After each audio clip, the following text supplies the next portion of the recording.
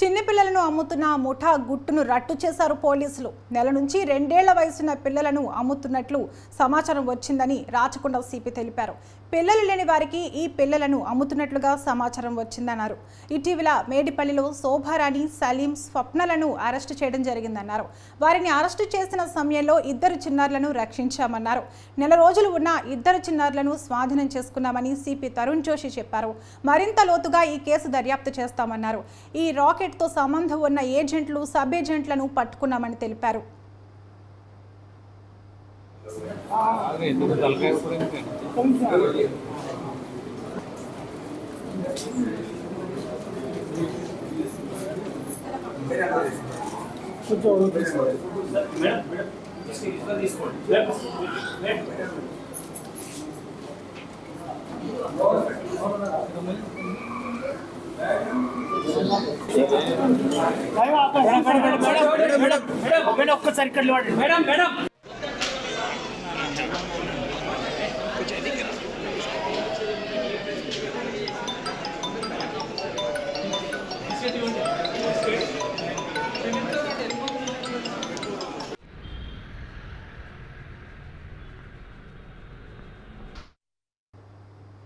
ఇక ఇదే అంశంపై మరింత సమాచారం మా క్రైమ్ బ్యూరో చీఫ్ కృష్ణ అందిస్తారు. కృష్ణ, చెప్పండి.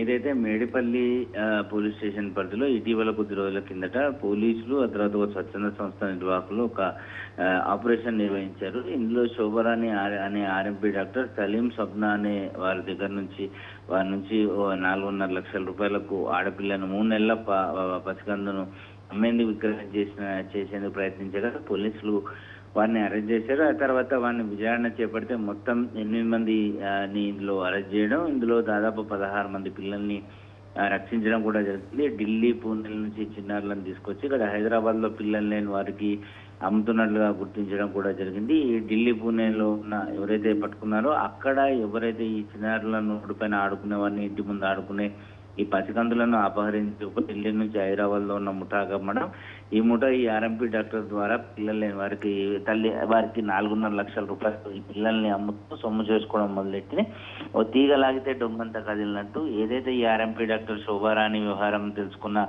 ఓ మహిళా స్వచ్ఛంద సంస్థ పోలీసుల సహకారంతో ఒక జాయింట్ ఆపరేషన్ నిర్వహించారు. ఆ ఆపరేషన్ లో భాగంగా శోభారాన్ని పట్టుబడమే కాకుండా దీని వెనకాల ఉన్న ముఠా కూడా పట్టుబడింది. అయితే పోలీసులు దీనిపైన సిపి తరుణ్ జోషి కూడా ఈ ఢిల్లీ, పూణేలో ఉన్న వారు ఎవరైతే ముఠాలు ఉన్నారో హైదరాబాద్ విక్రయిస్తున్నారో వారిని కూడా ఖచ్చితంగా అరెస్ట్ చేస్తామని స్పష్టం చేశారు. Rangini. Okay right, thank you Krishna.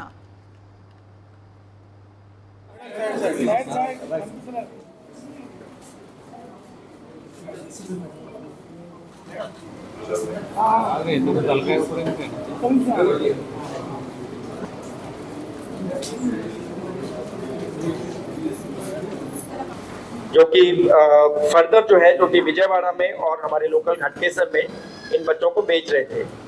तो ये पूरा प्रोसेस में स्टार्टिंग से लेकर जो है कभी कहीं पर 50,000 से लेकर 1 लाख में बच्चों को दिया जा रहा था।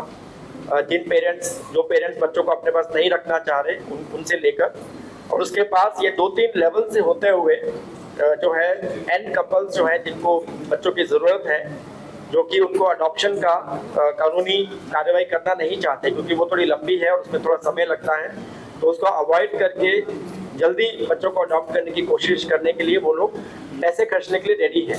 तो एंड यूजर जो है या एंड कपल्स जो प्रोक्योर कर रहे हैं वो लोग 4 से 5 लाख इन बच्चों को लेने के लिए दे रहे थे। तो हर एक लेयर पर जो लोग हैं, जो एक्यूज लोग हैं, वो लोग इसमें प्रॉफिट मेकिंग एक्टिविटी की तरह इसको चला रहे थे।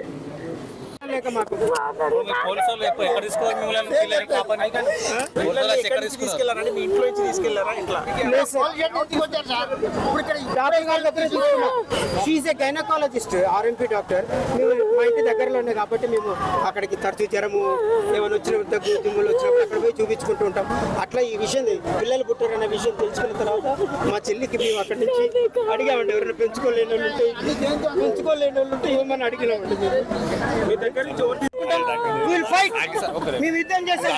ఈ రోజు కూడా ఆ పేరెంట్ కి ఇప్పుడు ఆ శిశువు కనుక కన్న తల్లిదండ్రులు డిపార్ట్మెంట్ వాళ్ళు ఎక్కిస్తే వాళ్ళకి నిండు నూరేళ్లు ఆ పరమేశ్వరుడు యొక్క కృప వాళ్ళకి ఉంటుంది. ఒకవేళ అట్లా దొరకనట్లయితే మాకు అప్పచెప్పినట్లయితే మేము బంగారం లాగా చూసుకుంటున్నాం సార్. వాళ్ళకి